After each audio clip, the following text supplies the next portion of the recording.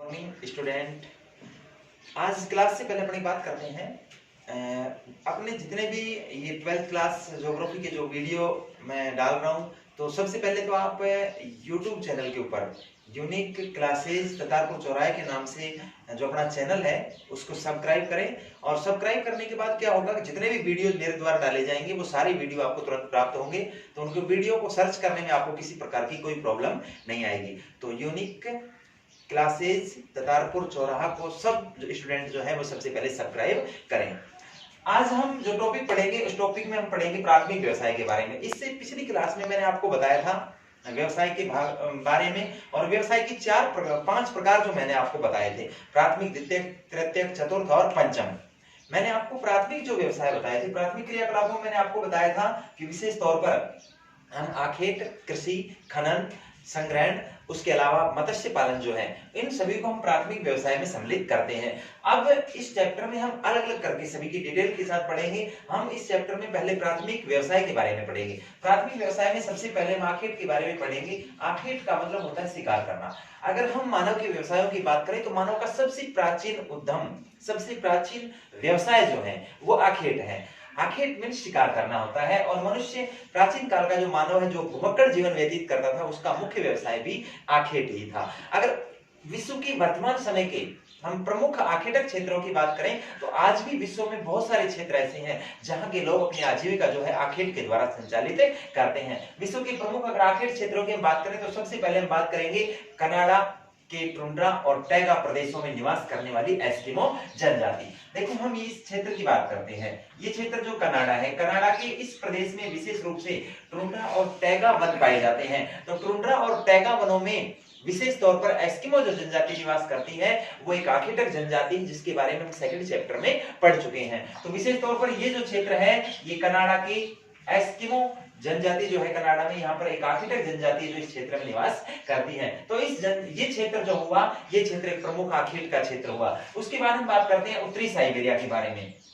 ये पूरा जो क्षेत्र है वो उत्तरी साइबेरिया है। अगर हम इस उत्तरी साइबेरिया की बात करें तो उत्तरी साइबेरिया में सेबोइड है, तुंग है, याकुत है, कोरियाक है, चुकची है। ये सभी जनजाति इस साइबेरिया में, उत्तरी साइबेरिया में विशेष रूप से यहाँ निवास करती हैं, और ये सभी जनजातियां भी आखेटक जनजातियां हैं। उसके बाद हम बात करें कालाहारी क्षेत्र की। देखो, कालाहारी क्षेत्र की हम बात करते हैं, ये जो क्षेत्र है ये कालाहारी मरुस्थल है, इसमें अफ्रीका महाद्वीप में। इसमें एक बुशमैन जनजाति निवास करती है, और बुशमैन जनजाति भी एक प्रमुख आखेटक जनजाति है। तो ये भी आखेट क्षेत्र हुआ।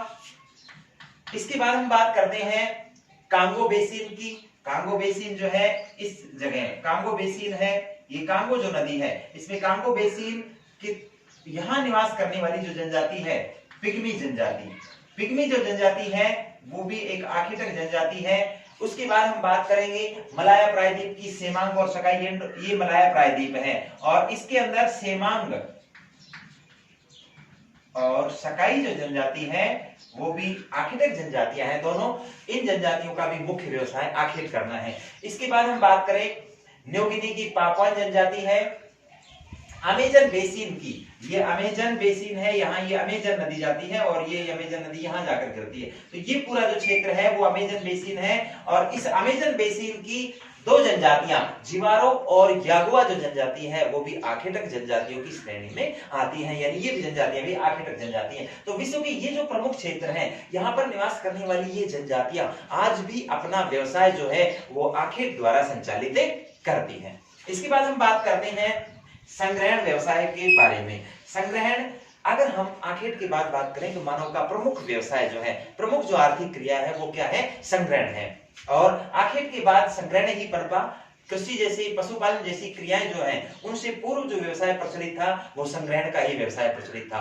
विश्व में आज भी ऐसे बहुत सारे क्षेत्र हैं जहां की जनजातियां या जहां निवास करने वाले लोग जो हैं वो संग्रहण द्वारा अपनी आजीविका चलाते हैं। संग्रहण का मतलब होता है एकत्रीकरण, यानी वनों से लकड़ियां, कंद मूल, फल इत्यादि एकत्रित करना जो है ये संग्रहण कहलाता है। अगर आज हम बात करें विश्व के क्षेत्रों की तो मलाया प्रायद्वीप की जो सेमांग और सकाई जो जनजाति है जिसके बारे में मैंने अभी आपको बताया, वो आखेटक जनजाति भी है और संग्रहक जनजाति भी है। उसके बाद हम बात करेंगे अमेजन बेसिन की दो जनजातियां मैंने अभी आपको बताई थी, जिवारो और यागुआ जनजाति। ये दोनों आखेटक जनजाति थी, लेकिन इसी बेसिन के अंदर निवास करने वाली जनजाति है बोरो जनजाति। बोरो जनजाति जो है एक संग्रहक जनजाति है। कालाहारी मरुस्थल की बुशमैन जनजाति आखेटक जनजाति भी है, तो संग्रहक जनजाति भी है। उसके बाद पर्वतीय जो क्षेत्र है, जितने भी विश्व के पर्वतीय भाग हैं, पर्वतीय इलाकों में निवास करने वाले लोगों का मुख्य व्यवसाय या तो पशुपालन या फिर लकड़ी काटना या एकत्रीकरण करना, ये वहां का प्रमुख व्यवसाय है। इसके अलावा दक्षिणी पूर्वी एशिया जो है,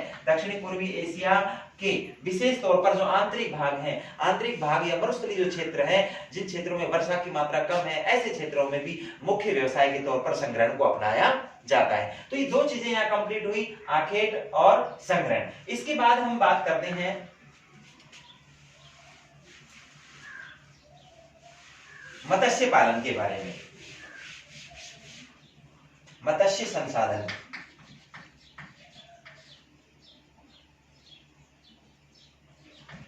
मत्स्य संसाधन, देखो अगर हम विश्व की बात करें तो विश्व में सबसे पहले अपन बात करते हैं उत्तरी प्रशांत क्षेत्र, दूसरा अपन बात करते हैं उत्तरी अटलांटिक क्षेत्र, उसके बाद अपन बात करते हैं जापान सागर, और एक क्षेत्र अपन बात करते हैं उत्तरी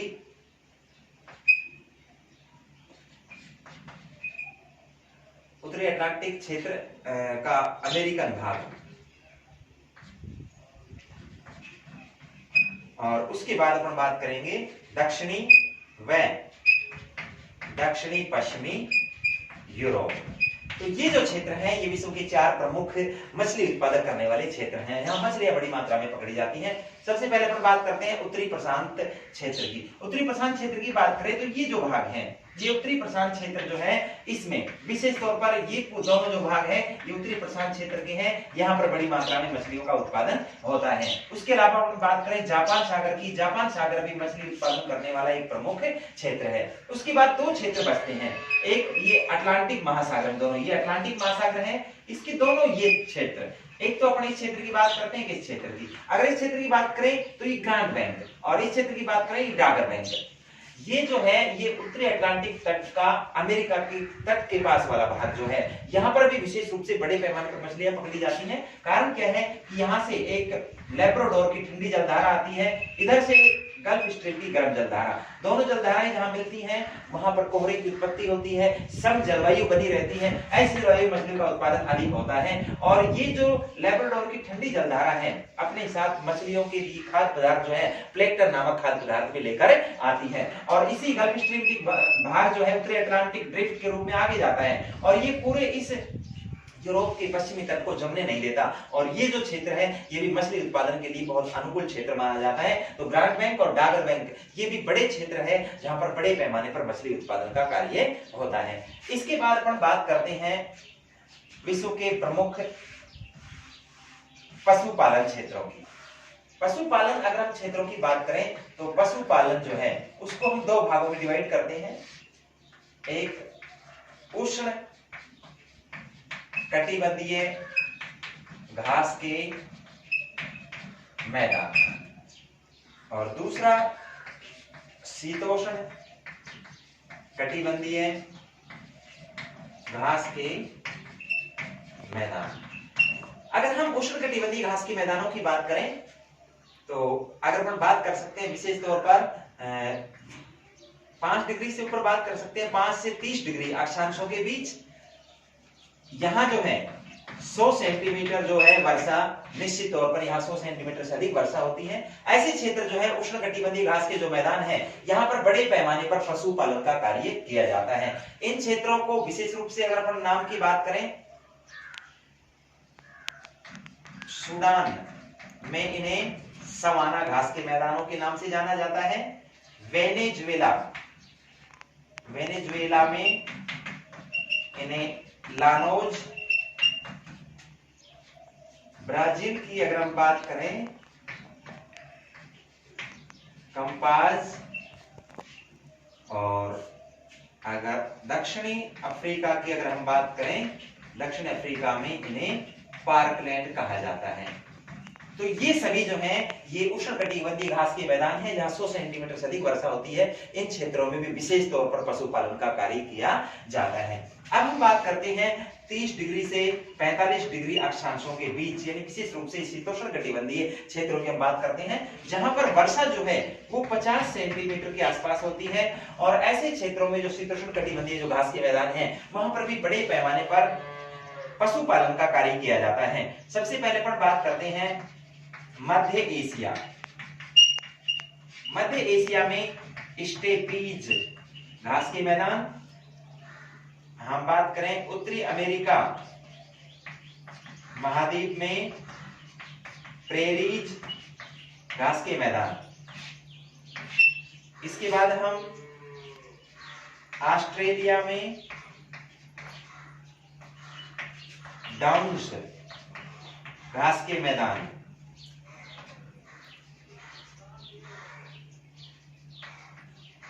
अर्जेंटीना में पंपास घास के मैदान या पंपास घास के मैदान, दक्षिणी अफ्रीका में वेल्स घास के मैदान। उसके अलावा अपन बात करें न्यूजीलैंड में कैंटरबरी घास के मैदान, न्यूजीलैंड में कैंटरबरी घास के मैदान, ऑस्ट्रेलिया में डाउन्स घास के मैदान।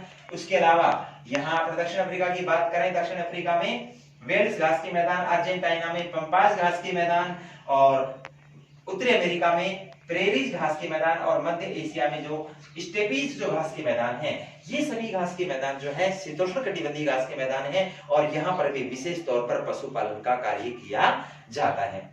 अब इसके बाद हम बात करते हैं पशुपालन के प्रकारों की। पशुपालन के अगर हम प्रकारों की बात करें तो पशुपालन जो है उसको विशेष तौर पर अपन दो भागों में बांटते हैं और दो भागों में पहला भाग है चलवासी पशुचारण, चलवासी पशुचारण और दूसरा है वाणिज्यिक पशुचारण। अगर हम चलवासी पशुचारण की बात करें तो चलवासी पशुचारण जो है यहाँ सहारा के मरुस्थल में अटलांटिक तट से लेकर अरब प्रायद्वीप होता हुआ और ये मंगोलिया तक का जो ये भाग है, इस भाग में विशेष तौर पर इस पूरे क्षेत्र में चलवासी पशुचारण किया जाता है। इस क्षेत्र में विशेष रूप से ऊंट, भेड़, बकरियां, उसके अलावा याक पशु जो हैं विशेष तौर पर इस क्षेत्र के अंतर्गत पाले जाते हैं। तो इस क्षेत्र में जो चलवासी पशुचारण होता है उस पशुपालन की कुछ मुख्य विशेषताएं होती है कि यहाँ पशुओं को प्राचीन तरीकों से पाला जाता है। यहाँ पशुओं के लिए किसी प्रकार की बाड़ों का कोई प्रबंध नहीं होता। यहाँ पशुओं को पुरानी रीतियों के अनुसार पालन किया जाता है। यहाँ पशुओं को चरने के लिए कृत्रिम चारागाहों का इस्तेमाल नहीं होता, प्राकृतिक चारागाहों का इस्तेमाल होता है, वैज्ञानिक रीतियों का इस्तेमाल नहीं होता। यहाँ पर पूंजी का निवेश भी कम होता है और वैज्ञानिक रीतियों का प्रयोग न करते हुए यहाँ पशुपालन में जो गुणवत्ता है उसकी भी कमी देखने के लिए मिलती है। इसके बाद अपन बात करते हैं वाणिज्यिक पशुचारण। वाणिज्यिक जो पशुचारण है इसमें वैज्ञानिक रीतियों का प्रयोग किया जाता है, अधिक पूंजी का निवेश होता है। इनके लिए पशुओं के लिए कृत्रिम चारागाहों का निर्माण किया जाता है और इन पशुओं के लिए बड़े बड़े बाड़ों का निर्माण किया जाता है और उन बाड़ों को क्या कहा जाता है, रेंज कहा जाता है। इसके अलावा में अधिक पूंजी का निवेश होता है, वैज्ञानिक पद्धति एवं उच्च चिकित्सा पद्धति, उसके अलावा पशुओं में संकर किस्मों का विकास, ये सारी चीजें जो हैं इन चीजों पर विशेष रूप से वाणिज्यिक पशुपालन के अंदर ध्यान दिया जाता है। इस प्रकार की जो कृषि है, ऑस्ट्रेलिया है, न्यूजीलैंड है, डेनमार्क है, स्वीडन है, में इस प्रकार की जो पशुपालन का जो कार्य है वो बड़े पैमाने पर किया जाता है। तो इस पशुपालन को हम वाणिज्यिक पशुपालन कहेंगे, जबकि प्राकृतिक रूप से उगने वाली वनस्पति को चराकर किए जाने वाला पशुचारण जो है वो चलवासी पशुचारण कहलाता है। तो यहाँ तक ये मेन चीजें। अगर अपन बात करें, पहले मैंने आपको आखेट के बारे में बात की, फिर उसके बाद मैंने संग्रहण के बारे में बात की, फिर उसके बाद मैंने आपको पशुपालन के बारे में बताया, मत्स्य पालन के बारे में बताया। ये सभी प्राथमिक क्रियाओं के अंतर्गत आते हैं। इसके बाद प्राथमिक क्रियाओं में हम पढ़ेंगे अगला टॉपिक जो है कृषि के बारे में, वो नेक्स्ट क्लास में। इस क्लास में इतना ही, धन्यवाद।